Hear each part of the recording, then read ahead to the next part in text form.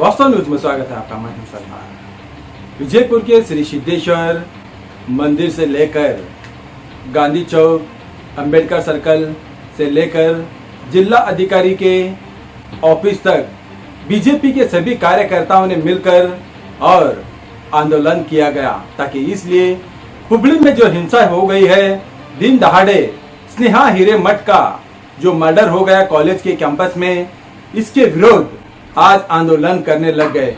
अब ऐसा ना हो जाए कहीं सारे कर्नाटक में नहीं, सारे भारत देश में ही शायद ये आंदोलन हो जाएगा, क्योंकि अब हर कर्नाटक में, हर जिले में अब तो आंदोलन शुरू हो गया है।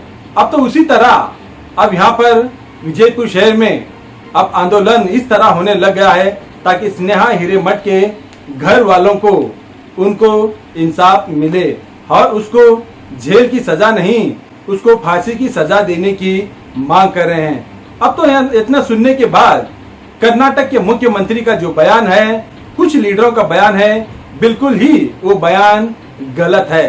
ताकि बयान ये देना चाहिए था, वो चाहे कातिल, गुनेगार, चाहे कोई भी हो, या पर्सनल हो, या आपस का मामला हो, या कोई भी मामला हो, उस पर तहकीकात कराएंगे और जो भी गुनेगार है तो उस पर कानून कार्रवाई कराने की ये बात कहने की वजह, ये आपस का मामला है, ये पर्सनल मामला है। एक जिम्मेदार कर्नाटक के मुख्यमंत्री की जुबान से आते हैं तो आक्रोश और आंदोलन, नहीं तो क्या कर्नाटक के मुख्यमंत्री को क्या गुलपुशी करेंगे या फिर उनकी जय जयकार करेंगे? ये तो बात अच्छी है कि सिर्फ आंदोलन हो रहा है, वरना कर्नाटक से भगाने के लिए कहीं आंदोलनकारी ये तो ना सोचेंगे, फिर ऐसा भी कहीं ना हो जाएगा। अब तो फयाज का जो प्यार मोहब्बत का जो पागलपन था, ताकि वो पागलपन में ना जात ना धर्म नहीं देख पाए थे, मगर स्नेहा हिरेमठ को फयाज ने अपने धर्म में, इस्लाम में लेने की बात कही, तब उन्होंने स्नेहा हिरेमठ उसको इनकार कर दिया, ताकि धर्म जात अलग अलग है, ताकि ये आग और पानी बन गया है। अब ये प्यार एक मीठा जहर बन गया है, अभी बिल्कुल नहीं जम पाएगी। तो इसलिए स्नेहा हिरेमठ इस प्यार को इनकार किया, तो वहां पर फयाज ने इसको दिन दहाड़े ही चाकू से मारकर सभी लोगों के सामने इसका कत्ल कर दिया। तो इसी पर आंदोलन पर अब आंदोलन शुरू होने लग गया है। देखेंगे एक रिपोर्ट में।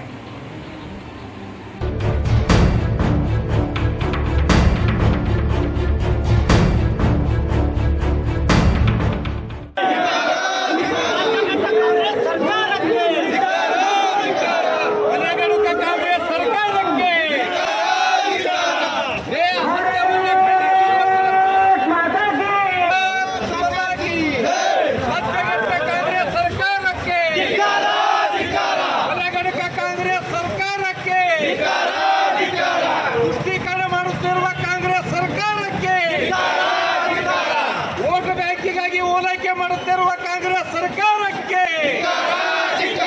ಕೊಲೆಗಡುಕ ಕಾಂಗ್ರೆಸ್ ಸರ್ಕಾರಕ್ಕೆ, ಭಯೋತ್ಪಾದಕರಿಗೆ ಬೆಂಬಲವಾಗಿ ನಿಂತಿರ್ತಕ್ಕಂಥ ಕಾಂಗ್ರೆಸ್ ಸರ್ಕಾರಕ್ಕೆ ಭಾರತ್ ಮಾತಾ ಕಿ ಜೈ, ಭಾರತ್ ಮಾತಾ ಕಿ ಜೈ, ಭಾರತ್ ಮಾತಾ ಕಿ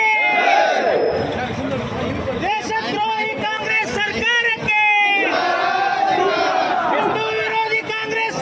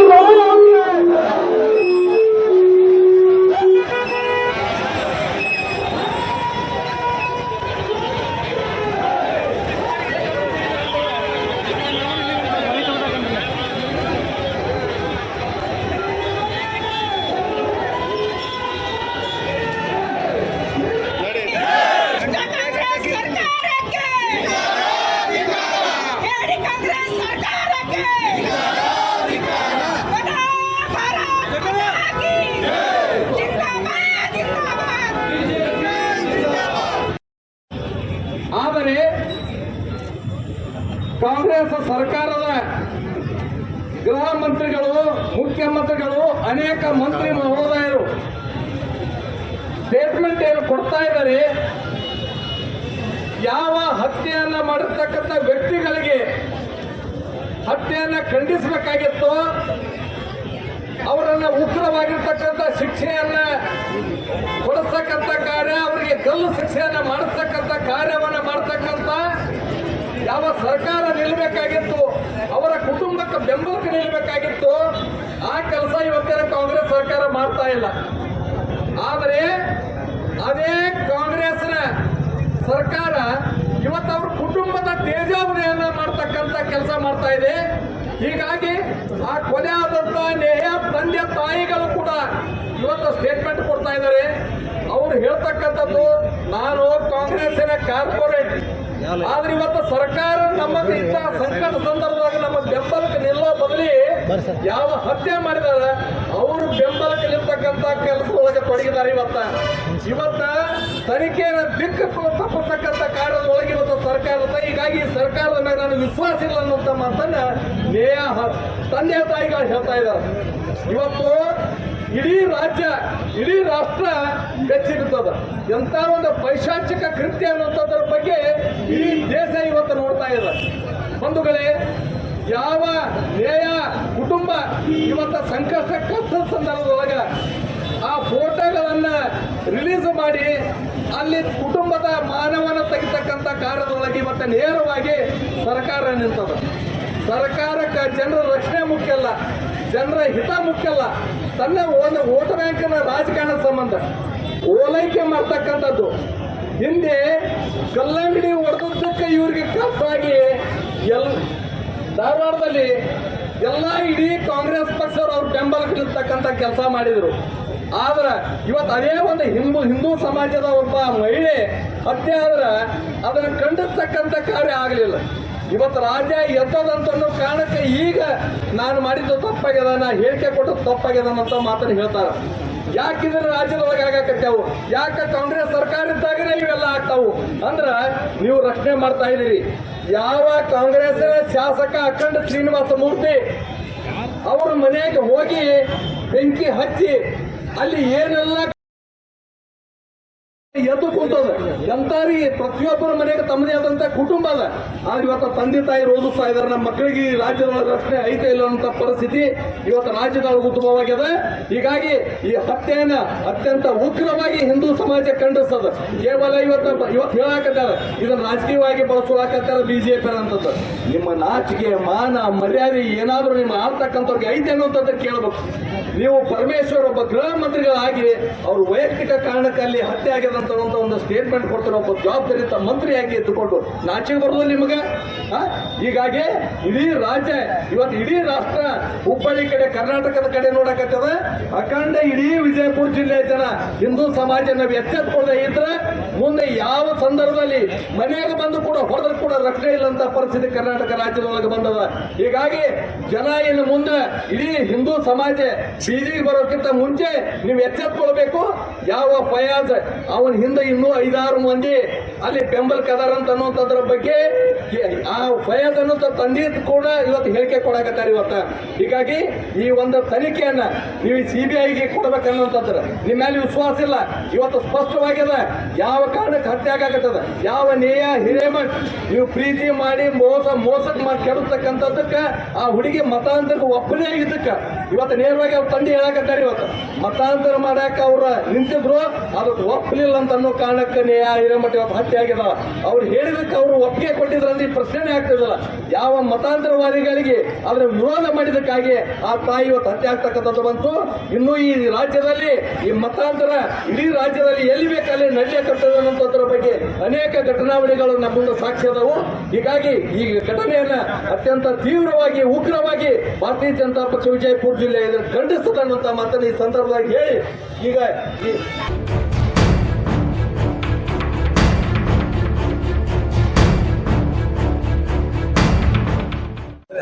ಹುಬ್ಬಳ್ಳಿಯಲ್ಲಿ 18ನೇ ತಾರೀಕಿನ ದಿನ ಮಧ್ಯಾಹ್ನ 12 ಗಂಟೆಗೆ ಸ್ನೇಹ ಅನ್ನತಕ್ಕಂತ ಒಬ್ಬ ಕಾಂಗ್ರೆಸ್ಸಿನ ಕಾರ್ಪೊರೇಟರ್ ಮಗಳನ್ನ ಭರ್ಜರಿಯಾಗಿ ಹತ್ಯೆ ಮಾಡಿದ್ರು. ಆದ್ರೆ ಕಾಂಗ್ರೆಸ್ ಕಾರ್ಯಕರ್ತರ ಅಥವಾ ಕಾಂಗ್ರೆಸ್ ಕಾರ್ಪೊರೇಟರ್ ಮಗಳೇ ಹತ್ಯೆ ಆದ್ರೆ ಬೇರೆ ನಮ್ಮ ಮಕ್ಕಳ ಗತಿ ಏನು ಅನ್ನತಕ್ಕಂಥ ಚಿಂತೆ ಸಮಾಜದಲ್ಲಿ ಎಲ್ಲಾ ಜನರ ಮನಸ್ಸಿನಲ್ಲಿ ಅಳುಕು ಉಂಟಾಗಿದೆ. ಈ ಸರ್ಕಾರ ಈ ಪರಿ ಆದ್ರೆ ಏನ್ ಮಾಡೋದು? ತುಷ್ಟೀಕರಣ, ಎಲ್ಲರೂ ಹೋಟಿನ ಸಲುವಾಗಿ ತುಷ್ಟೀಕರಣ ಮಾಡ್ತಾ ಇದ್ದಾರೆ. ಹಿಂದೂಗಳ ಈ ರೀತಿ ಆದ್ರೆ ಹಿಂದೂಗಳ ಗತಿಯನ್ನು ಈ ರಾಜ್ಯದಲ್ಲಿ, ಈ ಪ್ರಶ್ನೆ ನಾನು ಸರ್ಕಾರಕ್ಕೆ ಮಾಡ್ಲಿಕ್ಕೆ ಬಯಸ್ತೀನಿ. ಸರ್ಕಾರದಲ್ಲಿರ್ತಕ್ಕಂಥ ಹೋಮ್ ಮಿನಿಸ್ಟರ್, ಮುಖ್ಯಮಂತ್ರಿಗಳು, ಡೆಪ್ಯೂಟಿ ಮುಖ್ಯಮಂತ್ರಿಗಳು ಈ ಪುಷ್ಟೀಕರಣ ಕೆಲಸ ಯಾಕೆ ಮಾಡ್ತಾರೋ ಇದು ಅರ್ಥ ಆಗ್ತಾ ಇಲ್ಲ. ಇದು ಅತ್ಯಂತ ಒಂದು ಯಾವ ಶಬ್ದದಲ್ಲಿ ಹೇಳ್ಬೇಕು ಅನ್ನೋದು ನನಗೆ ಅರ್ಥ ಆಗ್ತಾ ಇಲ್ಲ. ಇಂಥ ಒಂದು ಅತ್ಯಾಚಾರ ನಡೆದಿರ್ತಕ್ಕಂಥ ಈ ಸರ್ಕಾರದಲ್ಲಿ ಯಾರಿಗೂ ರಕ್ಷಣೆ ಇಲ್ಲ ಅಂತಕ್ಕಂಥ ಮಾತವನ್ನ ಬಹಳ ಸ್ಪಷ್ಟವಾಗಿ ಇವತ್ತು ಇಡೀ ರಾಜ್ಯ ತುಂಬಾ ಖಂಡನೆ ಕೆಲಸ ಸರ್ಕಾರದ ವಿರುದ್ಧ ನಡೀತಾ ಇದೆ. ಅದು ಯಾರೂ ಹೇಳಿಲ್ಲ, ಜನರ ಸ್ಪಾಂಟಾನಿಯಸ್ ಆಗಿ ಆ ಕೆಲಸವನ್ನ ಮಾಡ್ತಾರ. ಅದಕ್ಕೆ ನಾನು ಕೂಡ ಈ ಸಂದರ್ಭದಲ್ಲಿ ನನ್ನ ಪಕ್ಷದ ವತಿಯಿಂದ ಖಂಡನೆ ಮಾಡ್ತೀನಿ. ಅಲ್ಲ, ಜೆಡಿಎಸ್ನವರು ಅದಾರೆ, ಯಾಕಿಲ್ಲ? ಸಾಕಷ್ಟು ರಾಜ್ಯದಲ್ಲಿ ಅವರು ಕೊಡ್ತಾರ, ಅವ್ರ್ಯಾಕೆ ಕೊಡಂಗಿಲ್ಲ? ರಾಜ್ಯದಲ್ಲಿ ಜೆಡಿಎಸ್ ಕೊಡ್ತಾರ, ಬಿಜೆಪಿ ಅವರು ಕೊಡ್ತಾರ. ಅದ್ರ ಬಗ್ಗೆ ಎರಡನೇ ಅಭಿಪ್ರಾಯ ಬೇಡ. ಏನ್ರಿ, ಇಲ್ಲೆಲ್ಲರೂ ನಮ್ಮ ಹುಡುಗರು ಅದಾರ ಜೆಡಿಎಸ್ ನವರು. ಬೇಡ ಅಂದಿದ್ರೆ ಬರ್ತಿದ್ದಿಲ್ಲ. ಆದ್ರೆ ಆ ರೀತಿ ದಯವಿಟ್ಟು ನಾವು ಯಾರು ತಿಳ್ಕೋಬಾರದು. ಜೆಡಿಎಸ್ ಸಂಪೂರ್ಣ ಇದಕ್ಕೆ ಸಹಕಾರ ಇದೆ. ಈ ಪ್ರತಿಷ್ಠೆ ಡಿ ಕೆ ಶಿವಕುಮಾರ್ ಮಾತಿಗೆ ನಂದು ಏನು ಪ್ರತಿಕ್ರಿಯೆ ಇಲ್ಲಪ್ಪ. ಅವನು ಮೋಸ್ಟ್ ಎಂತ ಶಬ್ದದ ಉಪಯೋಗ ಮಾಡ್ಬೇಕು, ಅಂತವ್ರಿಗೆಲ್ಲ ರಕ್ಷಣೆ ಕೊಡ್ತಾರೆ ಅವರು ಅಂತ ನಾವು ಮಾತಾಡೋದೇನು? ನೀವು ಮೊನ್ನೆ ಹೇಳ್ಯಾರ ನೋಡಿರಲ್ಲ, ಕೂಲಿ ಮಾಡಿದವ್ರು ಮನ್ಯಾಗ ಇಟ್ಕೋತಾರ, ಅಂಗಡಿಯಾಗ ಇಟ್ಕೋತಾರ. ಅಂತವ್ರ ಬಗ್ಗೆ ನಾನಂತೂ ಮಾತಾಡೋದಿಲ್ಲ, ನೋ ಕಮೆಂಟ್. ಇಲ್ಲ, ಹಿಂದೂ ಕೂಡ ಇನ್ನೂ 5-6 ಜನ ಆರೋಪಿಗಳದಾರ ಅಂತ ಹೇಳಿ ಅವ್ರ ಮನೆಯವರೇ ಹೇಳ್ತಾ ಇದಾರೆ. ಅವ್ರನ್ನ ಕೂಡ ಬೇಗ ಅರೆಸ್ಟ್ ಮಾಡ್ಬೇಕು ಅಂತ ಹೇಳಿ ನಾವು ಒತ್ತಾಯ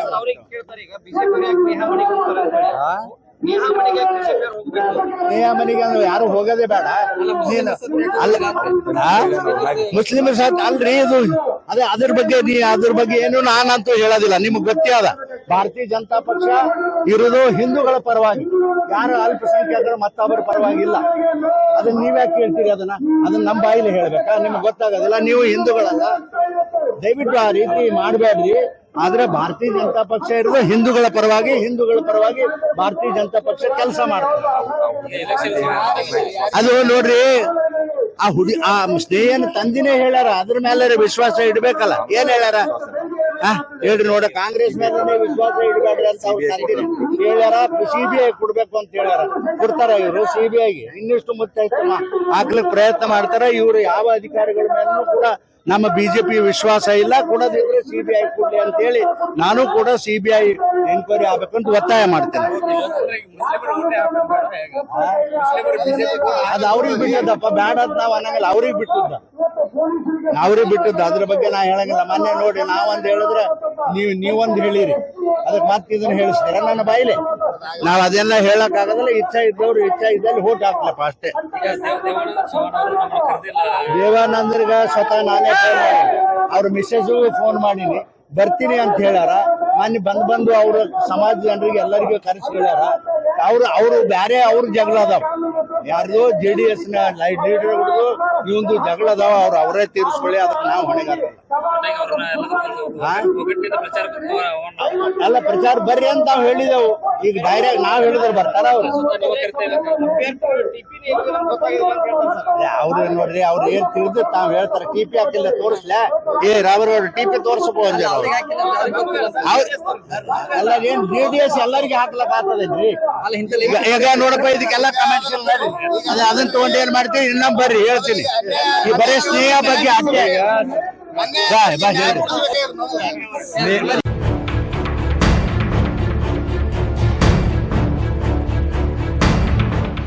ಬಹಳ ದೊಡ್ಡ ಪ್ರಮಾಣದಲ್ಲಿ ಪ್ರತಿಭಟನಾ ಹುಬ್ಳಿಯಲ್ಲಿ ನಡೀತಕ್ಕಂಥ ಘಟನೆ ಸಿದ್ದರಾಮೇಶ್ವರ ಗುಡಿದಿಂದ ಗಾಂಧಿ ಸರ್ಕಲ್ ನಿಂದ ಜಿಲ್ಲಾಧಿಕಾರಿಗಳ ನೇರವಾಗಿ ಕಚೇರಿಗೆ ಬಿಜಾಪುರ ಜಿಲ್ಲೆಯಿಂದ ಹಿಂದೂ ಸಂಘಟನೆ ಕಾರ್ಯಕರ್ತರು ಮತ್ತು ನಮ್ಮೆಲ್ಲ ಅಭಿಮಾನಿಗಳು ಬಂದು ಮತ್ತು ನಮ್ಮ ಜಿಲ್ಲೆಯ ಅಧ್ಯಕ್ಷರು ನೇತೃತ್ವದಲ್ಲಿ ನೇಹಾ ಹಿರೇಮಠ ಒಬ್ಬ ವಿದ್ಯಾರ್ಥಿನಿಯ ಮೊನ್ನೆ ಹುಬ್ಳಿಯಲ್ಲಿ ಬಹಳ ಭೌರ್ಮಕವಾಗಿ ಹತ್ಯೆಯನ್ನು ಮಾಡಿದ್ದನ್ನು ನಾವು ಖಂಡನೆಯನ್ನ ಮಾಡ್ತೀವಿ.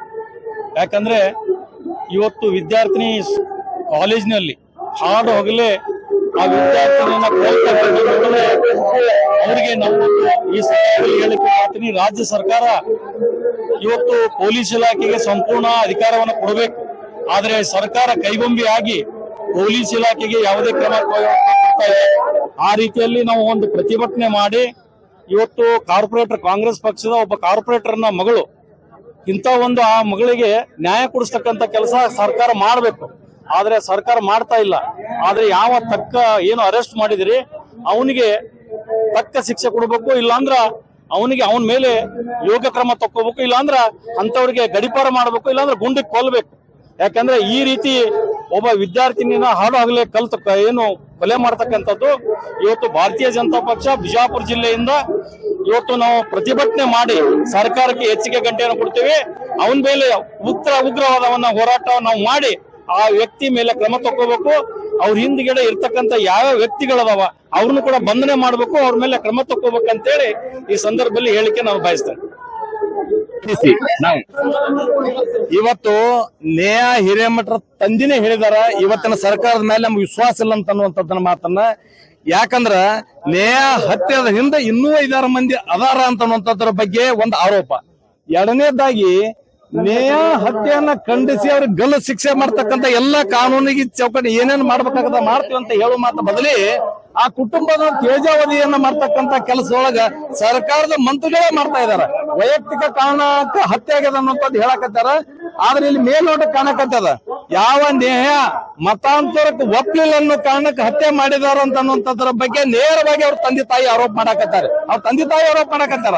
ಅವರ ತಂದೆ ಕಾಂಗ್ರೆಸ್ಸಿನ ಕಾರ್ಪೊರೇಟರ್, ಬಿಜೆಪಿ ಅವ್ರ ಮನೆಗೆ ಯಾಕೆ ಹೋಗತ್ತದ ಅಂತ ಕೇಳಕತ್ತಾರಲ್ಲ. ಕಾಂಗ್ರೆಸ್ ಯಾಕೆ ಅವ್ರ ಬೆಂಬಲಕ್ಕೆ ನಿಲ್ಲಿಲ್ಲ? ಮತಾಂತರವಾದಿಗಳಿಗೆ ನೀವು ಬೆಂಬಲಕ್ಕೆ ನಿಲ್ಲಾಕತ್ತೀರಿ ಅಂತ ಅನ್ನೋದಕ್ಕೆ ಇವತ್ತು ಆಕ್ರೋಶಕ್ಕೆ ಒಳಗಾಗ್ಯದ ಇವತ್ತು ರಾಜ್ಯ, ಇವತ್ತು ರಾಷ್ಟ್ರ. ಹೀಗಾಗಿ ಈ ಹತ್ಯೆಯನ್ನು ಉಗ್ರವಾಗಿ ಕಂಡು ಹಿಂದೂ ಸಮಾಜಕ್ಕೆ ರಕ್ಷಣೆ ಇಲ್ಲ ಇವತ್ತು ದೇಶದಲ್ಲಿ, ಈ ರಾಜ್ಯದಲ್ಲಿ. ಹೀಗಾಗಿ ನಾವು ಅನಿವಾರ್ಯವಾಗಿ ಹಿಂದೂ ಸಮಾಜ ಇವತ್ತು ಬೀದಿಗೆ ಬಂದು ಹೋರಾಟ ಮಾಡಕತ್ತದ. ತಕ್ಷಣವೇ ಇದನ್ನು ಸಿಬಿಐ ಕೊಡ್ಬೇಕಂತ